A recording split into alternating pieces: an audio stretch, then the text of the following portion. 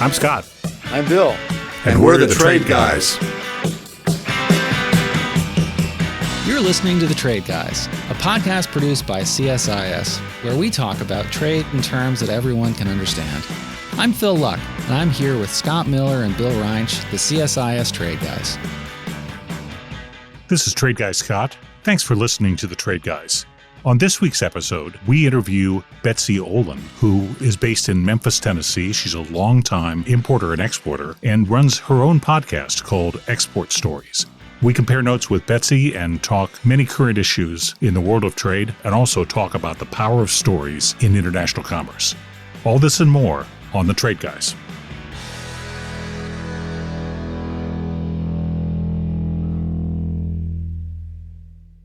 Hello, bonjour, hola, konnichiwa, ni hao, marhaban, namaste, and shalom. Welcome to Export Stories Podcast 2025, which is being recorded jointly with the Trade Guys podcast. So thank you for joining us. I'm your host, Betsy Olim. Let me explain. Ever since MillionPodcast.com named Export Stories Podcast as number 7 of the best international trade podcasts, and I think we've moved up to number 6, I thought it would be nice to invite the number 2 podcast to be our guest. Podcasters podcasting together. Anyway, they asked if we could double up and have me be on their podcast as well. So I'm delighted to be here with the Trade Guys, Scott Miller and Bill Reinsch. And here we are. Hi, Scott and Bill. How are you? We're delighted to see you. We're delighted to do this with you. Who's number 1? Do you know? Wait a minute. I think I have it here somewhere. Well, as number 2, we're definitely going to try harder. You got it's called the 2 Minutes in Trade. That's a new one. Okay, we'll have to see what they're doing. They're doing something right. I'm sure they're a lot of fun, but you sounded more fun, so. Maybe it's number 1 because it's only 2 minutes. That's probably. I can see that, but, well, we're happy to be with you. We don't speak as many languages as you do, so I think we're going to confine ourselves to English. Yeah, that sounds good with me. And I love this idea of being on each other's podcast. I guess I get to be in the hot seat too, but if it's okay. Absolutely. If it's okay, I'll start. Yes, we get to ask you questions just like you get to ask us questions. Of course. Okay, I'm going to start first if that's okay. Sure. So just for the sake of Export Stories listeners, would you mind introducing yourselves with a little background information? Sure. My name is Scott Miller, and I grew up in the state of Ohio and lived and worked in both the United States and Canada. And I worked for a large multinational company, Procter & Gamble. And after 17 years of work experience in operations, manufacturing, and marketing, they had a vacancy in the Washington office that fit my skills. So I moved my family to Washington, D.C. mid-career. And my work here in Washington with P&G was basically international problem solving. I was the director of global trade policy for P&G and worked on both sort of commercial diplomacy with foreign countries and also worked on trade policy with both the Congress and the administration. I retired from Procter & Gamble in 2012 and 6 weeks later unretired to join CSIS, then as the Scholl Chair in International Business. And I remained in the good graces of CSIS over the years. I now am a senior mentor in the executive education part of CSIS. Basically, I'm a storyteller and a teacher myself. And so being on this podcast is a wonderful opportunity, and we thank you for the invitation. Bill is my counterpart. And I succeeded Scott as the Scholl Chair, arriving in 2016 when he moved over to his new role. I also actually have a teaching background. My first full-time job was as a teacher of 6th grade and then high school. And I was happy last weekend to go to the 50th reunion of my first 6th grade class, most of whom are still alive, which I thought was kind of nice. They were kind enough to invite me, and I was happy to go. It was nice to see some of them again. I learned a lot about memory. Their memories of me, don't recall at all, and I'm sure my memories of them, they don't recall at all either, but it was a wonderful event. After that, I spent 20 years on Capitol Hill working for Republicans and Democrats in both the House and the Senate. I was Undersecretary of Commerce in the Clinton administration in charge of the Export Control Program. And then after the 2000 election, I discovered the private sector since my team lost the 2000 election. and I was the president of the National Foreign Trade Association that represents large multinational companies, including Procter & Gamble, which is, actually, I met Scott before that, I think, when he was lobbying and I was in the government and on the Hill. And so I retired from the government, I retired from the National Foreign Trade Council, and now I'm here at the think tank, heading toward retirement at some point. Well, I don't know about anybody else, but I'm super impressed. Well, when you're old, Betsy, you have a long resume. That's You be goes with the selective. territory, You can leave off the bad parts. which I've done. And how did the idea for the Trade Guys podcast come about? Well, Bill and I both were working in international trade. And what we knew about the trade policy community is very dedicated, smart, creative people, but they often talked in their own language. It was like they had their code. And it was very difficult to understand what they were actually talking about. And it was a closed circle in terms of who was debating the policy and analyzing it. It's a language of abbreviations, really. TPP, TPA, CTPPP, and numbers, 301, 201, 232. It's all code. And so these important issues never really made the front page of the newspaper until candidate Donald J. Trump. And President Trump, as a candidate and as president, talked about trade all the time. He talked about tariffs. He talked about national security investigations, all sorts of ideas that were unfamiliar to the voters. And so when Bill came to CSIS, this was an issue that many of us in the trade community were concerned about. And so we thought, well, what if we do a show on trade in plain language, that we take what's going on and put it in the language the voter understands? We started off and we didn't have any idea what we were doing, but we fortunately kept at it. And we stumbled along for a little while and we hit on a couple of themes. First, we found a role model. Our role model was, of all things, Click and Clack the Tappet brothers of the old NPR call-in show, Car Talk. Oh, I love those guys. I miss those guys. They were magnificent. Oh, heck yeah. We'll never be as funny as they were, but having this sense of humor in the podcast and the storytelling was revelatory and important. Second, we learned that brevity is the soul of wit. So we focused 3 issues, 30 minutes. We want to make our podcast the length of somebody's workout or commute and hope they catch on. And it's worked. We've had a lot of fun over the years. And we're now among CSS's many podcasts. We have the largest base of subscribers, and we have also the highest rating. So we're pleased. People seem to like it, and we'll keep stumbling along. Congratulations. I love the idea. Thank you for sharing that. So the Center for Strategic International Studies is a think tank, correct? Yes, which is a fancy name for a public policy research firm. Okay. It started in the 1960s and really has traditionally been focused primarily on national security and defense. That's how it began. It also began by being affiliated with Georgetown University. It's now independent. It's much bigger. We have our own building and, roughly 250 people and a wide variety of programs. The Scholl Chair is in the economics program, but there are a lot of geographic programs. Asia, Latin America, Europe, Africa. We cover the world and we cover topical areas too. So there's a health program, there's an energy and climate program, there's a human rights program. The scope of what we do now is quite broad. Wow. And, looking at your podcast topics for the last, I just look at some of the most recent, you do some really deep dives into some very important issues and stories. I thought maybe we could chat just briefly about some of those topics from some of your recent podcasts. Betsy, we think you're onto something of genius in telling stories. And what I learned as a lobbyist of Capitol Hill is that losers give speeches and lectures. Winners tell stories. And the stories are what's both memorable and relatable for people. We admire anyone who's a good storyteller. You seem to be one. And every interaction we've had, maybe tell us how you got into the storytelling business and how you stuck with it.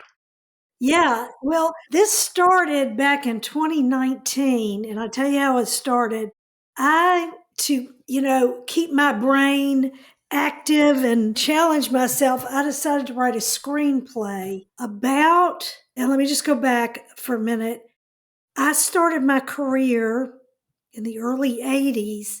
I went through a management training program, and then I went to work for a steamship line selling container space. I was in that business for 6 years. But anyway, in 1982, and I hate to date myself, but I was in the early group of women who became professionals in that business. And I decided to write a story, a screenplay, because I'm a film nut, about that first year and what it was like. The idea was, it started first as the stories about the customers, because being in sales, you just meet so many interesting people and they have so many different businesses and backgrounds. And so that's where kind of the idea of the screenplay started. And I called it Export Stories. It keeps changing. I'm still rewriting. And anyway, I thought, well, what about storytelling in my business world? Because I have an export management company. I work with small to medium sized US companies. And anyway, I thought, what if I reach out to lots of these US companies and let them tell their stories about exporting? And that's how it started. So we have like 61 episodes now, and really diverse group of companies, service providers, XM Bank. I've interviewed U.S. Global Leadership Coalition, just a real variety of businesses and organizations. I'll give you some examples of the different kinds of businesses we've had.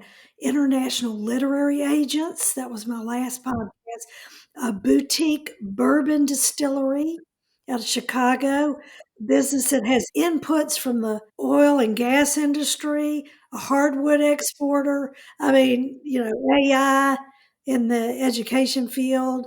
So, yeah, that's kind of how it started and where it's kind of been flowing since then. Well, what these all seem to have in common is a sense of adventure, a sense of discovery about the world at large, which for me is the most exciting part of being engaged in international commerce, is because you run into people, you meet people in situations that are new to you, where a different culture, different people with different work experience come up with a solution to a problem that you'd never seen before. And for me, that's the exciting part. There's a very creative part of trade that almost no one talks about when they're talking about policy. We get stuck in these numbers and abbreviations, as Bill would say, and we miss the adventure. So I'm glad somebody's doing that. Thank you. And I'm glad y'all are explaining the complexity of this world that we're in. I love talking to all these different companies. It's really, kind of a blessing for me just to be able to meet people from all these different businesses. So some of these recent topics, I wondered if I could ask you a little bit about what y'all have been talking about. For example, this last one that I saw was tariffs on furniture, pharma and films, China at the WTO, and AGOA expiration. So you had, it looks like, several different topics going there. But let's talk about these tariffs for a minute.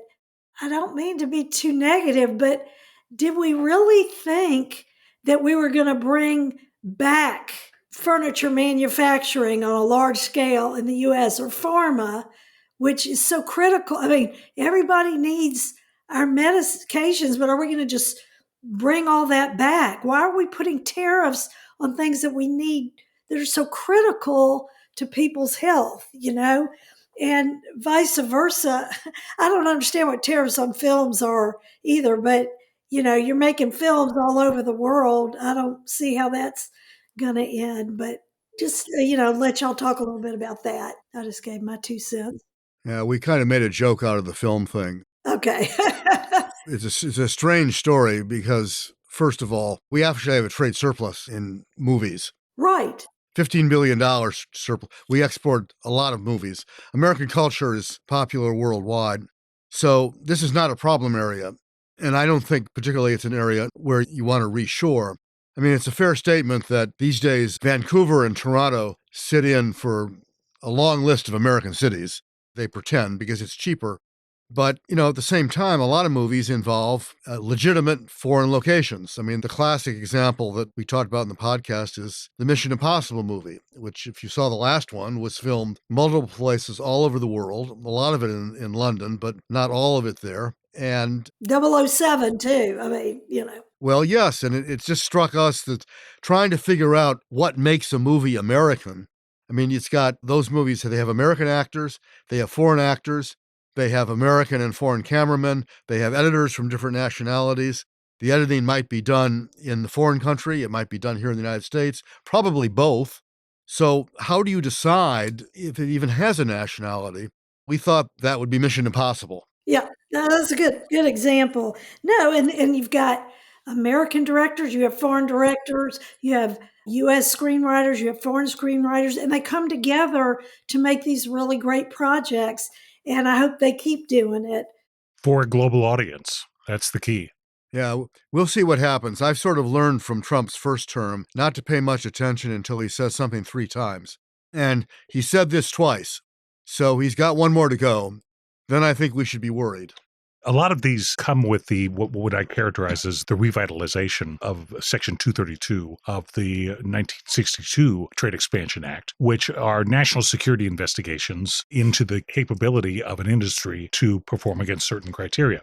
It was a remedy that candidate Trump campaigned on. In 2016, he held an event in Pittsburgh, Pennsylvania, campaign event, where he talked about using this statute. So it shouldn't have been a surprise to anybody, and he used it aggressively on steel and aluminum in the first term. What he's done is expand the list, and this is where it gets difficult to understand because some of these things you can understand why you might want domestic production. Pharmaceuticals, for me, is a good example. Now, most pharmaceuticals are derivative of fine chemicals, and fine chemical manufacturing is a global process. It's available, maybe sophisticated companies, but you can do fine chemistry at a lot of places. But doing it in the United States does provide some comfort to the national security types who worry that all the pharmaceutical precursor chemicals have been outsourced to what's potentially a geopolitical rival like China. So that's the thinking. I don't disagree with the idea, but I'm talking about timelines. I mean, And you can also take anything too far, all right? And I think when you come to, I now live in North Carolina, so the furniture industry is close to the hearts of Tar Heels. But at the same time, they're pretty practical about what's coming back and what's not, and what's a national security issue and what isn't. So I think the president has a hammer in 232, and at the moment, everything looks like a nail. So we'll see where it sorts out. Betsy, you made the most important point when you used the word time. The problem that we're going to run into with all this stuff is there's a disjuncture in timing. The tariffs go into effect now or soon, depending upon what product it is. If you actually decide that you want to move your manufacturing here, that takes years. I mean, Scott has commented that it takes several years to build, if you're going to build a pharmaceutical plant from scratch, you don't do that next week. I mean, even beyond the physical construction, which takes time, these things, there's zoning rules, there's financing issues, there's a host of local and state government issues, not to mention FDA regulations, and they're going to come in and want to make sure the factory meets FDA standards. It just takes a long time, and the tariffs might be, in Trump's mind, an incentive to get companies to do that. But if you're paying the tariffs while they're doing it, you're right, you're only penalizing the people who take the medicine. Yeah, I don't understand why aren't there incentives to bring certain industries here? You're on exactly the right issue, Betsy, which is also something that's possible under the terms of the statute. So they could go with only carrots instead of all sticks. And I do think there's some constructive feedback from companies. Once again, to North Carolina as an example. In Wilson, North Carolina, the Johnson & Johnson company is building a major new pharmaceutical plant, greenfield site. It's a first-class facility, but it's a 7-year construction project after they got the permits. So they've gone in, had conversations with the administration, particularly the Commerce Secretary, and the people responsible for administering this statute. And it's been pretty constructive so far. It's an effort-intensive way to achieve a goal, but we'll see what happens. One of the reasons why it happens is that despite a lot of evidence to the contrary, Trump is absolutely convinced that the foreigners pay the tariff. So from his point of view, it won't make any difference to American consumers. There's some early data on this, which, because it's early, I don't know how seriously we can take it, but it provides actually some weight for his argument.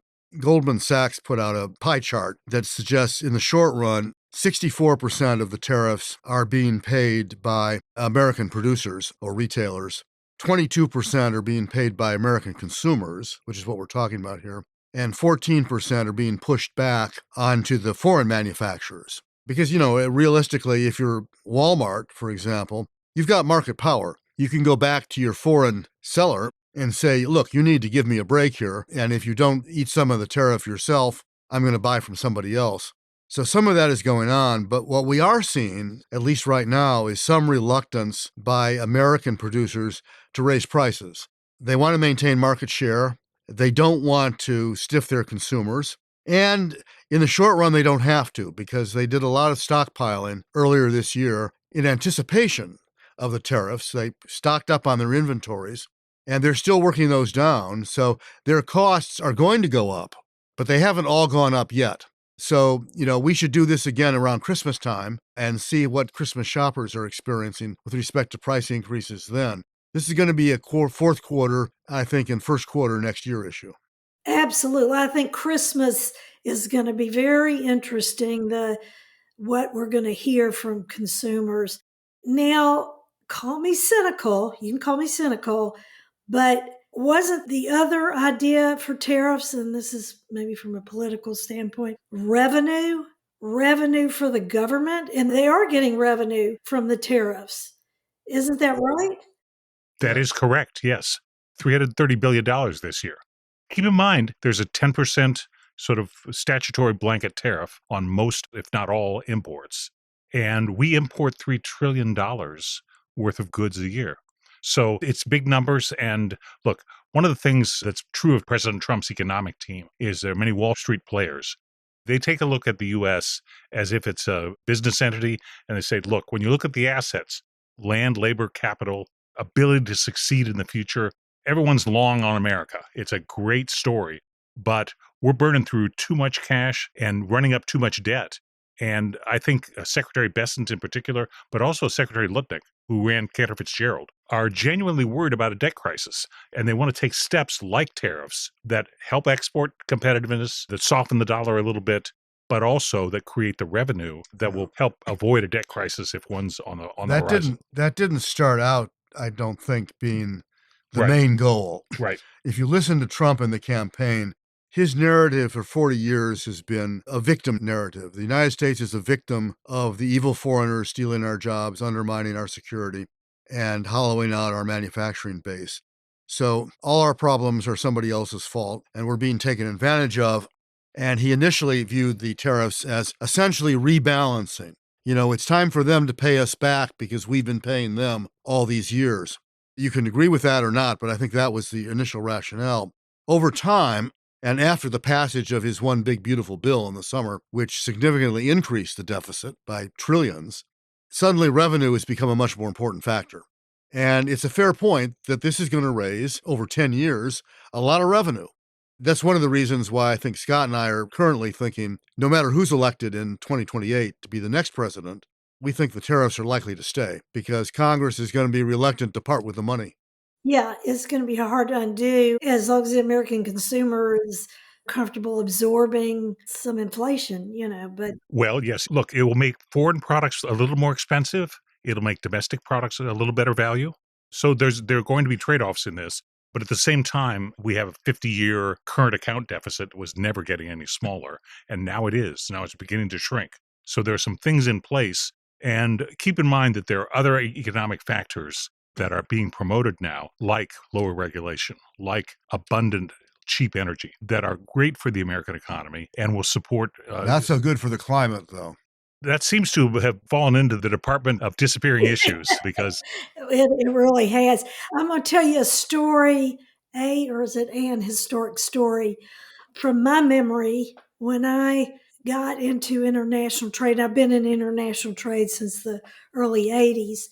You could see it specifically in the steamship business where revenue from imports were much bigger than revenue from exports. But it was the union. I wanted to talk about the shipping itself.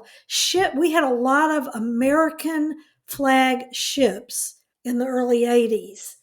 But the union work and the union labor made that business uncompetitive. And so shipbuilding, ship flagging moved overseas like manufacturing had done because of labor costs.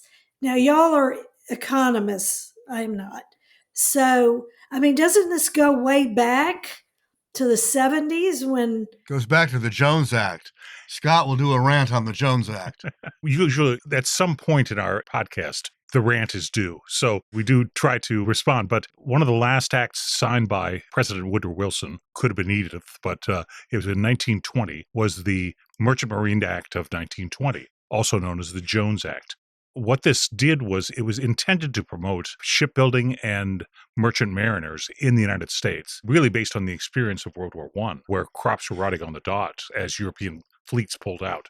And because it's been around so long without modification, it's failing on all its core missions. It basically protected delivery from U.S. port to U.S. port. It restricted that to American-made vessels that are flagged American and crewed with Americans. What that means is 100 years later, we build tugboats and barges, which is what moves port to port. And distant parts of the United States, like Alaska, like Hawaii, pay much more for goods because the few Jones Act vessels are inefficient. But we lost the edge for a lot of reasons. America, once it recognizes its problems, can usually get its act together. So I don't know how long that'll take. We are fortunate that we have some key allies like South Korea who are amazing in this particular business and world class. So from a military and national security standpoint, we have treaty allies who are sophisticated as they come in shipbuilding. But what was it that Winston Churchill said about the United States is that we eventually do the right thing after exhausting all other alternatives. And maybe that'll happen with shipbuilding. Well, we better keep our alliances strong for some of those reasons. And that's really what we're talking about. We have important alliances like Canada, for example, our largest market, Canada and Mexico. Sometimes you always hurt the one you love. Our 5 largest trading partners do 60% of the trade with us. Canada, Mexico, China, Japan, and Europe. We don't treat them like good customers all the time, and so that's an issue. But look, the commerce will go on. It's always mutually beneficial, and we'll continue to overcome the problems. And thanks to President Trump, we'll continue to have topics to talk about on our program. So He is indeed. Before we get into some storytelling, one other topic I wanted to ask you about that you talked about in one of your recent podcasts was farmers in trouble. And I'm here in Memphis where ag business is, one of our largest industries. And it looks like the government's going to be paying subsidies to farmers soon. I'm not sure where that revenue is coming from, but, well, we've got money. So as I understand it, we're going to be paying subsidies to farmers while we're in this crisis. Will those subsidies trickle down to the businesses that serve agriculture, like chemicals and machinery and that kind of thing? Well, it would be, I think, trickle up rather than trickle down, but probably not. It sounds like they're going to postpone doing this a little bit because of the shutdown. They were scheduled to make the announcement you're talking about next Tuesday, which would be October the 14th, I guess. And it sounds now, as of today, that it may not happen then. But, this is what he did in Trump 1.0, when the farmers had a similar problem, and he used money from the Commodity Credit Corporation to the amount of around $23 billion in payments to the farmers to bail them out. I don't know how he's going to do it this time because that fund is depleted, and I don't think they have enough money in that fund, that particular fund, to do another bailout. They're talking about $10 to $14 billion this time, and they seem to be focused primarily on soybeans, although that's not the only crop that's in trouble, and those are not the only farmers that are in trouble. So we don't really know what the parameters of the thing is. Of course, the more farmers you include, the more expensive it is. If you stick with soybeans, you can probably stick within the $10 to $14 billion limit. The thing that frustrates me, of course, is that, well, he says he's going to use tariff money for this. We'll see. If there's not existing money, Congress is probably going to have to vote it, which will take a little time. So we'll see how that turns out. But in effect, what he's doing is he's going to use, one way or the other, he's going to use taxpayers' money to bail out farmers for his mistakes, because the problem is the tariffs, and in the Chinese case, the retaliation. They stopped buying soybeans. That was a pretty clear hint from them that they're unhappy with what we're doing. And so soybean sales from the U.S. have gone to zero this year, which is not good news for farmers in the Midwest. And it's one of these odd things where we sort of dig our own hole, and then instead of filling it up and climbing out of it, we dig another hole and just make it worse. We've done this before. To me, one of the silliest stories was these things end up sometimes in the WTO, the World Trade Organization, in dispute settlement. And a few years ago, Brazil took us to the WTO, arguing that our cotton subsidies were hurting them because we do subsidize cotton in the United States. It's not a food crop, but it's agriculture through and through, but it's a southern crop. There's a long history of that. Memphis used to be the spot cotton trading capital of the world, so I know about cotton. Well, then you know about it. So what happened was we lost in the WTO. And when you lose in the WTO, you have a choice because the WTO doesn't tell you what to do. What they say is you broke the rules and you should comply with the rules. And then it leaves you up to you to decide what to do. So you have a choice. You can change your laws to comply with the rules, which in this case would have meant getting rid of our cotton subsidies, which is politically really impossible. You can ignore the WTO. And if you do that, you risk retaliation because what will happen eventually, it takes a while, but eventually the WTO would say to Brazil, you can retaliate. The U.S. is not complying. Or the third choice, which is the one the U.S. chose in this case, is you can compensate. You can compensate Brazil for the harm that you've done to their farmers. So the way this ended up is we continued subsidizing our cotton farmers, and we added to that several $100 million a year to subsidize Brazilian cotton farmers to pay for the case that we had lost and the harm that we had done to them. Now, from an economic standpoint, this makes no sense at all, but here we are. It does keep the trade guys in business, that's for sure. Actually, one of the funniest parts of that episode, which actually is a story, we're moving in stories, is I had an intern one year, a brilliant one. He went to Stanford. And actually, he was the son of somebody I worked with on the Hill. And as his internship, he was a summer intern. As his internship was winding down, he said he wanted to take a semester or two abroad. And so we helped him get an internship in Geneva. And the internship ended up with the law firm that was representing Brazil in this case. So he was an American, but he ended up working for the Brazilian farmers, basically. And he was really smart because the Brazilians were trying to gather, and the lawyers, namely him, were trying to gather evidence that the United States was subsidizing. And the U.S. Department of Agriculture was reluctant to provide the evidence. They claimed they didn't have it.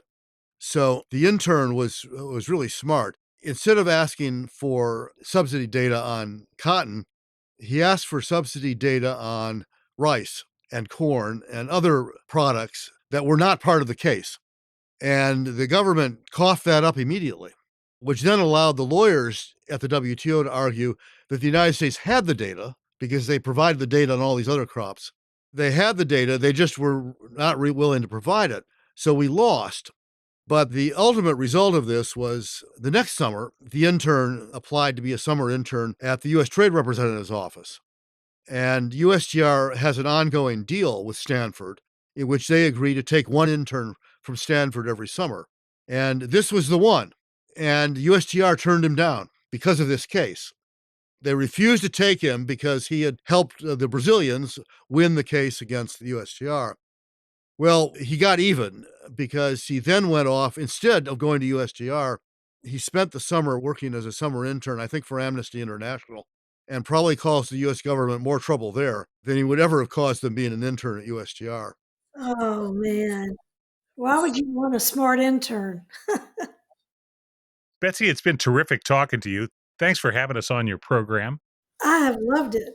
Maybe we'll do it again at some point in the future, but we wish you much success. We'll do it again when we find out what the price impact of the tariffs has been. That'd be a good follow-up. Well, it's been great. Thank you so much. Thank you. Have a great day.